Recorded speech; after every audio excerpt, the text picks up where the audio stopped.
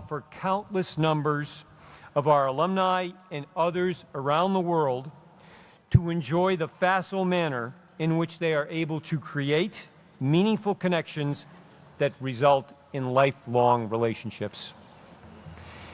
Thank you, sir, for staying on the mission of making the world a more open place. In this time when elements of free societies and cultures are making concerted efforts to promote insularity. Thank you also for collaborating with your life partner and fellow alumna, the brilliant and talented Dr. Priscilla Chan.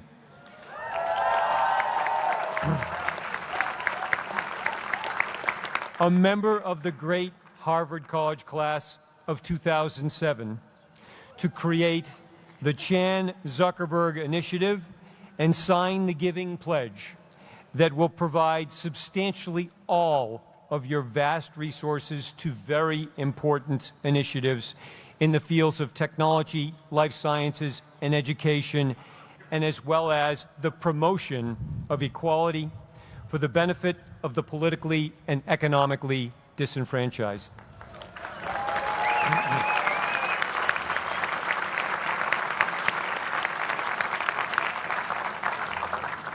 And I would be remiss on this special occasion if I did not say thank you for using your T-shirt wardrobe to demonstrate to the world that male sartorial elegance doesn't always present itself in a suit, tie, and cufflinks.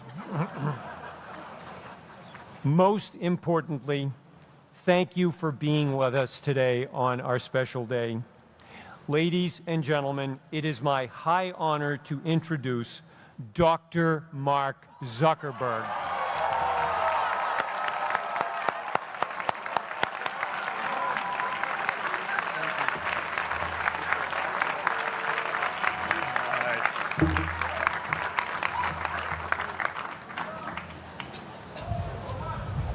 I love this place. Thank you all for coming out in the rain, the pouring rain. We're going to make this worth it for you. President Faust, Board of Overseers, faculty, friends, alumni, proud parents, members of the ad board, and graduates of the greatest university in the world.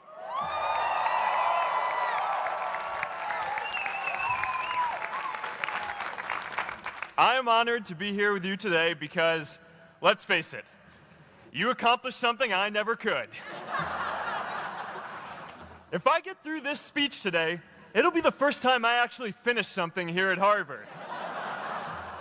Class of 2017, congratulations.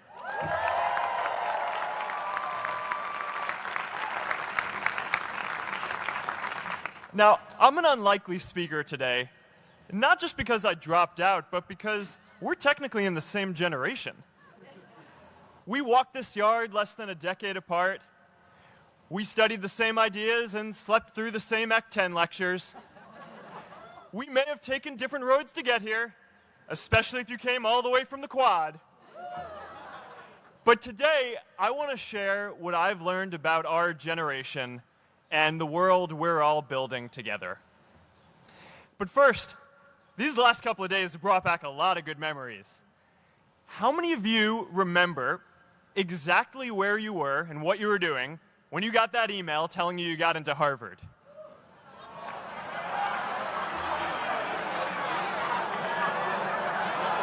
I was playing the video game Civilization, and I ran downstairs and got my dad, and for some reason, his first reaction was to video me opening the email. That could have been a really, really sad video. But I swear, getting into Harvard is the thing my parents are most proud of me for. My mom is nodding. You all know what I'm talking about. Look, guys, it's tough to beat this. You'll see when you get out there. How many of you remember your first lecture here at Harvard? Mine was Computer Science 121. with the incredible Harry Lewis. Harry. I was running late for class, so I threw on a t-shirt, and I didn't realize until afterwards that I put it on inside out and backwards and my tag was sticking out the front. I couldn't figure out why no one in class would talk to me. Except for this one guy, KX Jin. He just went with it. We started doing our problem sets together, and now he runs a big part of Facebook.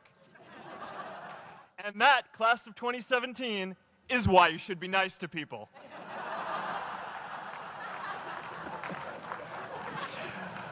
But my best memory from Harvard is meeting Priscilla.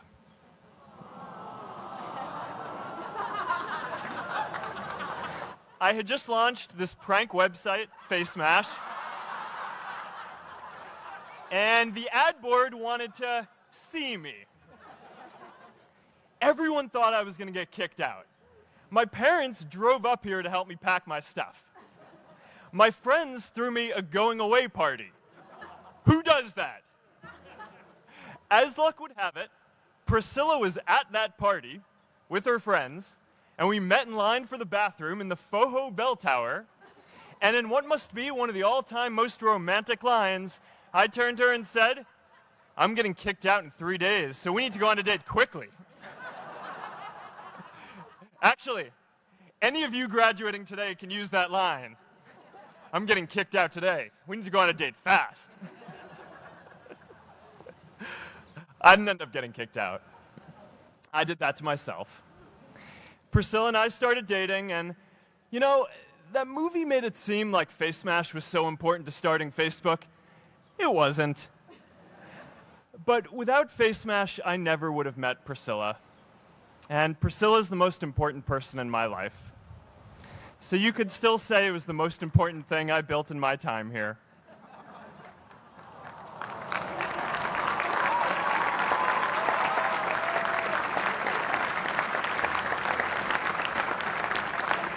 We have all started lifelong friendships here, and some of us even families. That's why I'm so grateful to this place. Thanks, Harvard.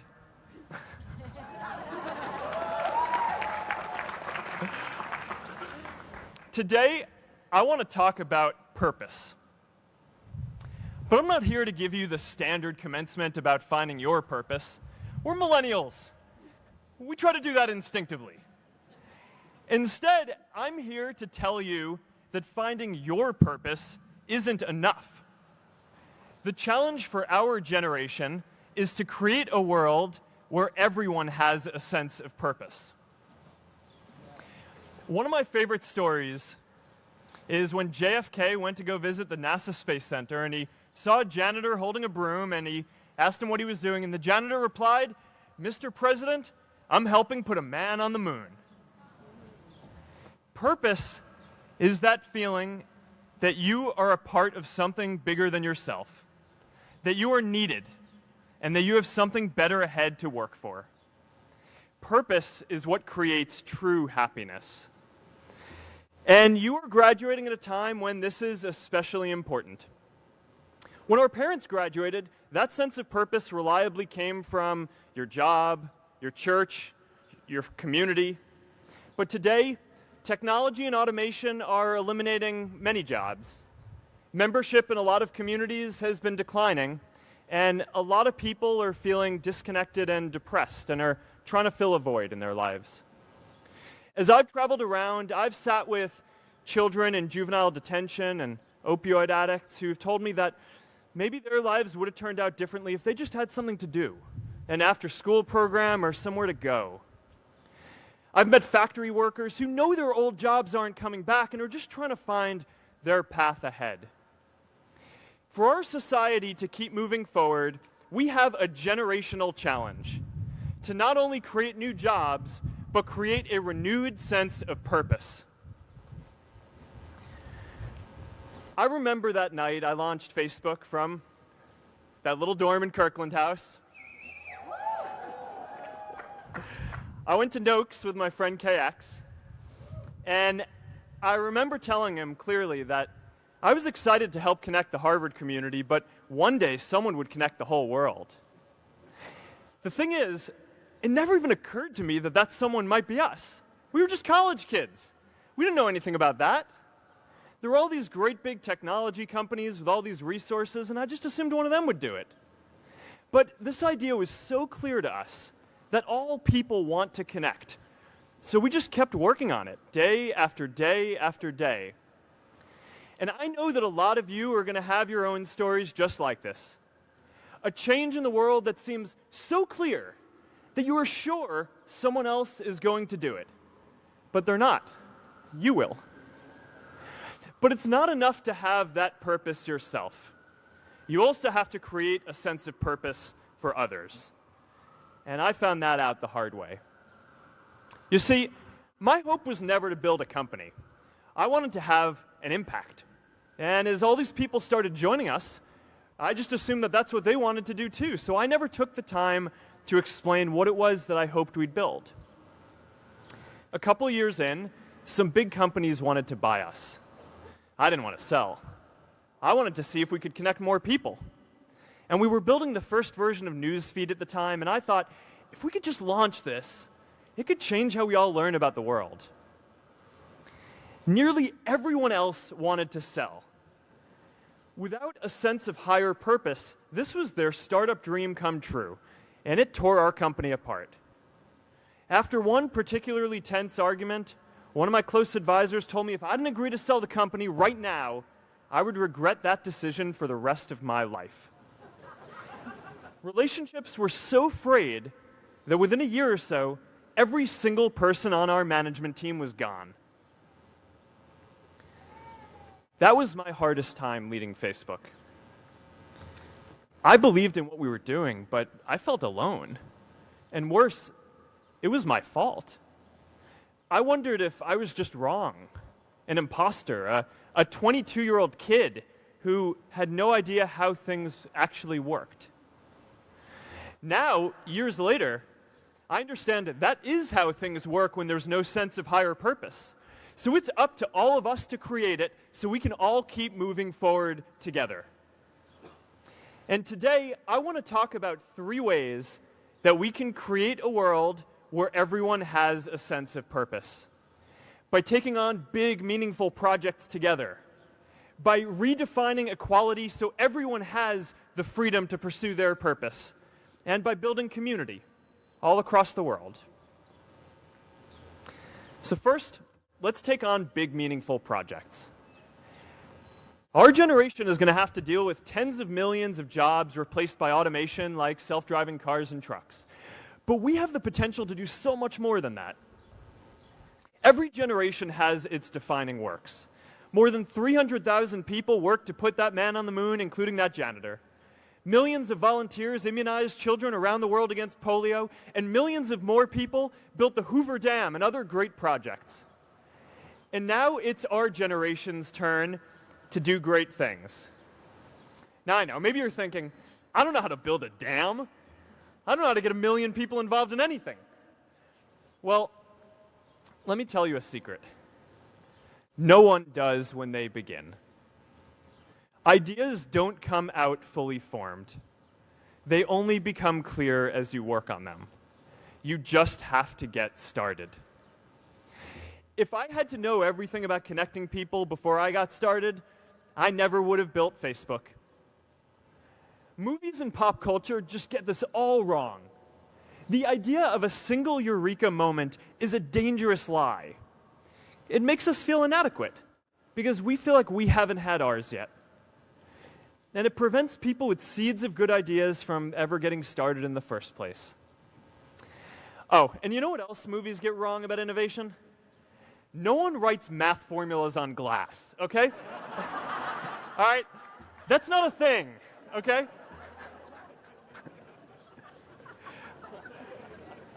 It's really good to be idealistic, but be prepared to be misunderstood.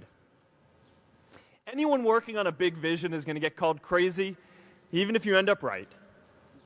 Anyone taking on a complex problem is going to get blamed for not fully understanding it, even though it's impossible to know everything up front. Anyone taking initiative will always get criticized for moving too fast because there's always someone who wants to slow you down. In our society, we often don't take on big things because we're so afraid of making mistakes that we ignore all the things wrong today if we do nothing. The reality is, anything we do today is going to have some issues in the future. But that can't stop us from getting started. So what are we waiting for? It is time for our generation-defining great works. How about stopping climate change before we destroy the planet and getting millions of people involved, manufacturing and installing solar panels? How about curing all diseases and getting people involved by asking volunteers to share their health data, track their health data, and share their genomes? You know, today, our society spends more than 50 times as much treating people who are sick as we invest in finding cures so people don't get sick in the first place. It makes no sense. We can fix this. How about modernizing democracy so everyone can vote online? And how about personalizing education so everyone can learn? These achievements are all within our reach. Let's do them all in a way that gives everyone in our society a role. Let's do big things, not just to create progress, but to create purpose.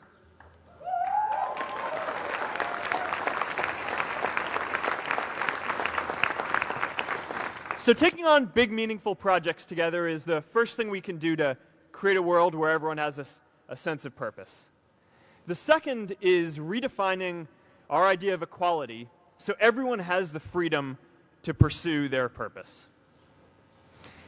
Now, many of our parents had stable jobs throughout their careers, but in our generation, we're all a little entrepreneurial, whether we're starting our own projects or finding our role in another one. And, you know, that's great, because our culture of entrepreneurship is how we create so much progress. An entrepreneurial culture thrives when it is easy to try lots of new ideas. Facebook wasn't the first thing I built. I also built chat systems and games, study tools and music players, and I'm not alone. J.K. Rowling got rejected 12 times before she finally wrote and published Harry Potter. Even Beyoncé had to make hundreds of songs to get Halo.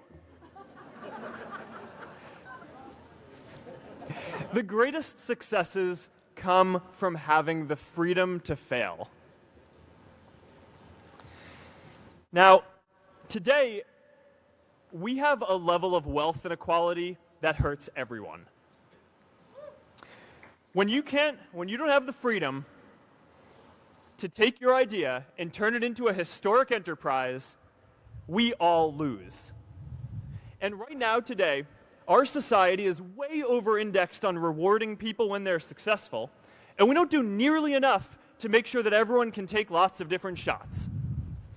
Now, let's face it, there is something wrong with our system when I can leave here and make billions of dollars in 10 years, while millions of students can't even afford to pay off their loans, let alone start a business.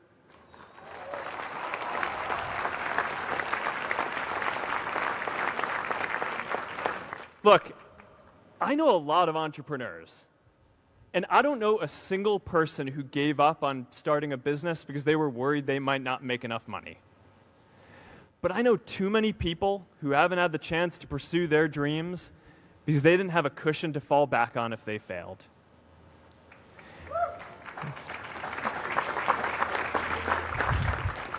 We all know you don't get successful just by having a good idea or working hard. You get successful by being lucky too. If I had to support my family growing up instead of having the time to learn how to code, if I didn't know that I was going to be fine if Facebook didn't work out, then I wouldn't be standing up here today. And if we're honest, we all know how much luck we've had to get to this point in our lives.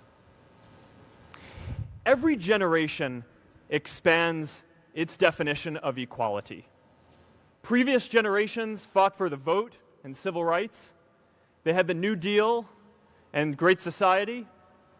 And now it's time for our generation to define a new social contract.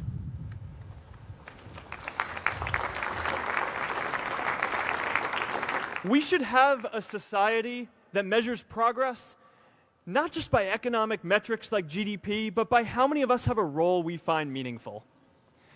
We should explore ideas like universal basic income to make sure that everyone has a cushion to try new ideas. We're all going to change jobs and roles many times, so we need affordable childcare to get to work and healthcare that's not tied to just one employer. And we're all going to make mistakes. So we need a society that's less focused on locking us up and stigmatizing us when we do. And as our technology keeps on evolving, we need a society that is more focused on providing continuous education through our lives.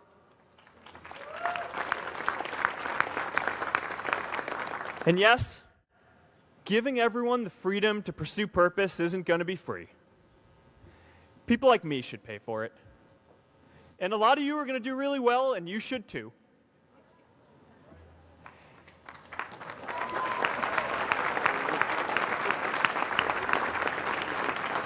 That is why Priscilla and I started the Chan Zuckerberg Initiative and committed our wealth to promoting equal opportunity.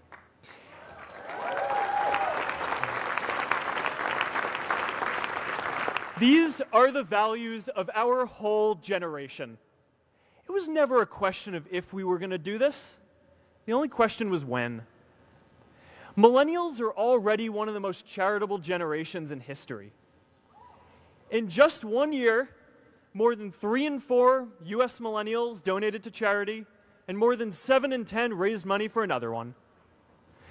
But it's not just about giving money. You can also give time. And I promise you, if you just take an hour or two a week, that's all it takes to give someone a hand and help them reach their potential. Now, maybe you're thinking, that's a lot of time. I'm not sure if I have that much time. I used to think that. You know, when Priscilla graduated from Harvard, she became a teacher. And before she'd do education work with me, she told me that I needed to get my own experience teaching a class. At first, I complained. I said, you know, I'm kind of busy. I'm running this company. But she insisted. So I taught an after-school program at the local Boys and Girls Club on entrepreneurship. I taught those kids lessons on product development and marketing, and they taught me what it was like growing up feeling targeted for your race, and what it's like having a family member in prison. I shared stories of my time in school, and they shared their hope that one day they would get to go to college too. For 5 years, I've had dinner with those students every month. One of them even threw Priscilla and me our first baby shower. And next year, they're going to college. Every one of them, first generation in their families. We can all make time to give someone a hand. Let's give everyone the freedom to pursue purpose, not just because it's the right thing to do, but because when more people can turn their dreams into something great, we are all better for it.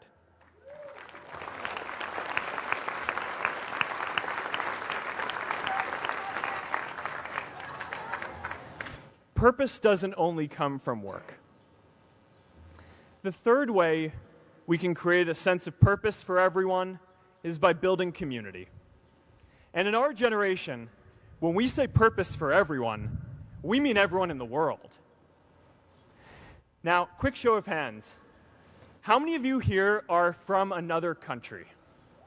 All right, now keep your hands up. How many of you are friends with one of these folks? Now we're talking.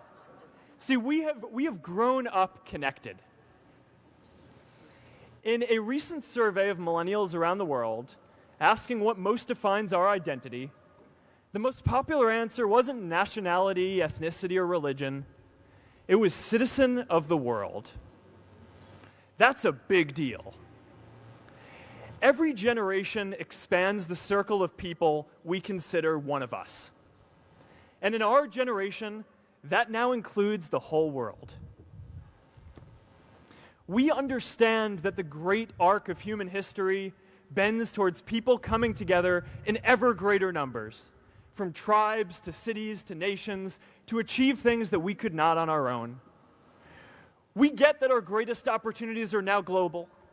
We can be the generation that ends poverty, that ends disease. And we get that our greatest challenges need global responses too. No country can fight climate change alone or prevent pandemics. Progress now requires coming together, not just as cities or nations, but also as a global community. But we live in an unstable time. There are people left behind by globalization across the whole world. And it's tough to care about people in other places when we don't first feel good about our lives here at home. There's pressure to turn inwards. This is the struggle of our time.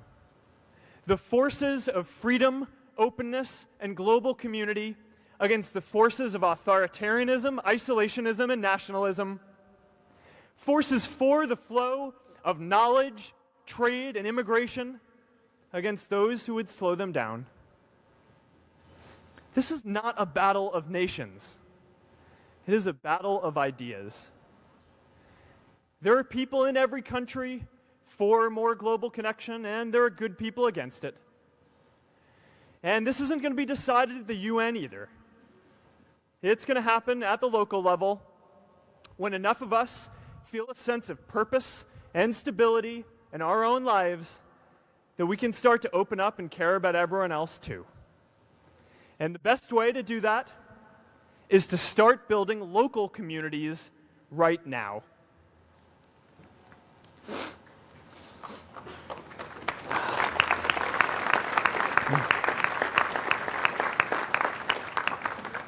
We all get a lot of meaning from our communities. Who here's from Elliott House? How about Lowell? I know you guys found community because you literally live right on top of each other. And Mather? I'll just leave that there. Whether our communities are houses or sports teams, churches or a cappella groups, they give us that sense that we are a part of something bigger, that we are not alone. They give us the strength to expand our horizons. And that's why it's so striking that over the past few decades, membership in all kinds of communities has declined by as much as 1/4. That's a lot of people who now need to find a sense of purpose somewhere else. But I know that we can rebuild these communities and start new ones because many of you already are. I met Agnes Segoye, who's graduating today. Agnes, where are you?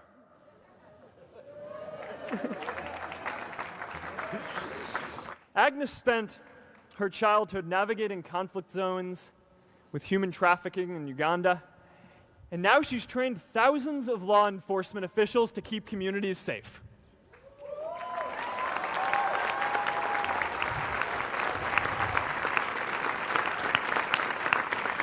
I met Kayla Oakley and Neha Jain, who are graduating today too. Stand up, guys. Kayla and Neha started a nonprofit that connects people suffering from chronic illnesses with people in their communities who are willing to help out.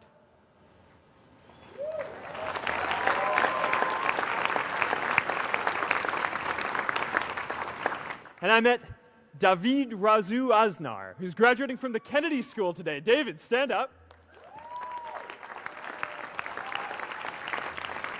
David is a former city councilor who fought to make Mexico City the first Latin American city to pass marriage equality, even before San Francisco.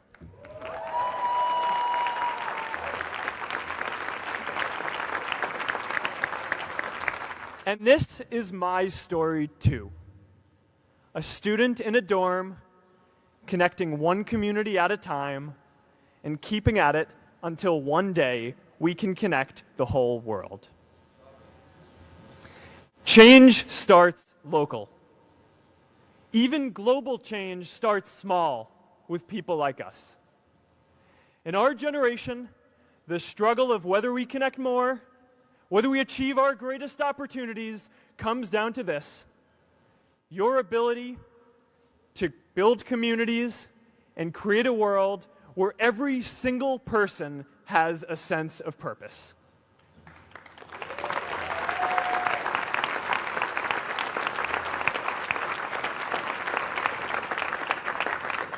Class of 2017, you are graduating into a world that needs purpose, and it's up to you to create it. Now, maybe you're asking yourself, can I really do this? Well, remember when I told you about that class I taught at the Boys and Girls Club? One day after class, I was talking to my students about going to college, and one of my top students raised his hand and said that he wasn't sure he could go to college because he's undocumented. He wasn't sure if they'd take him. Last year, I took him out to breakfast for his birthday, and I wanted to get him a gift, so I asked him what he wanted, and he just started talking about struggles that he saw other students in his class facing, and finally said, "You know, I'd really just like a book on social justice." I was blown away. Here is a young guy who has every reason to be cynical. He wasn't sure if the country he calls home, the only one he's known, was going to deny him his dream of going to college. But he wasn't feeling sorry for himself. He wasn't even thinking of himself. He has a greater sense of purpose, and he's going to bring people along with him. It says something about our situation today that I can't even say his name because I don't want to put him at risk. But if a high school senior who doesn't know what the future holds for him can do his part to move the world forward, then we owe it to the world to do our part too.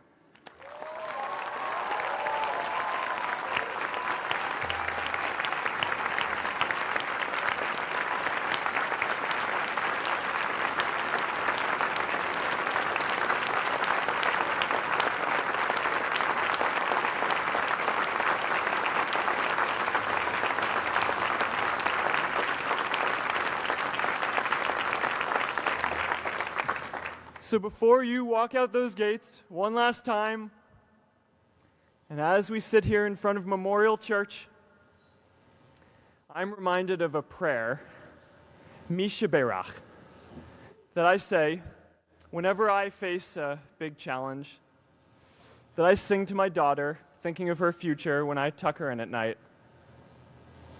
And it goes, "May the source of strength, who's blessed the ones before us, help us find the courage to make our lives a blessing." I hope you find the courage to make your life a blessing. Congratulations, class of 2017. Good luck out there.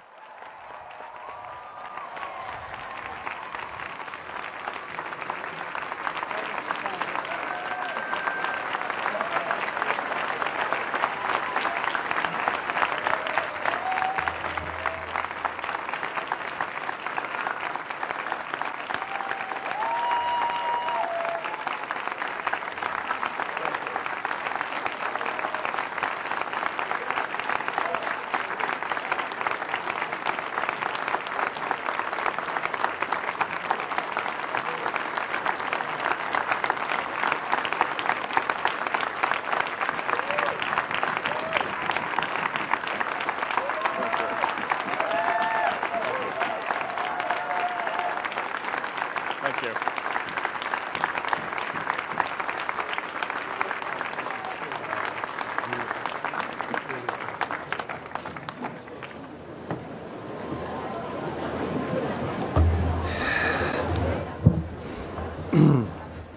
Thank you so very much, Mark.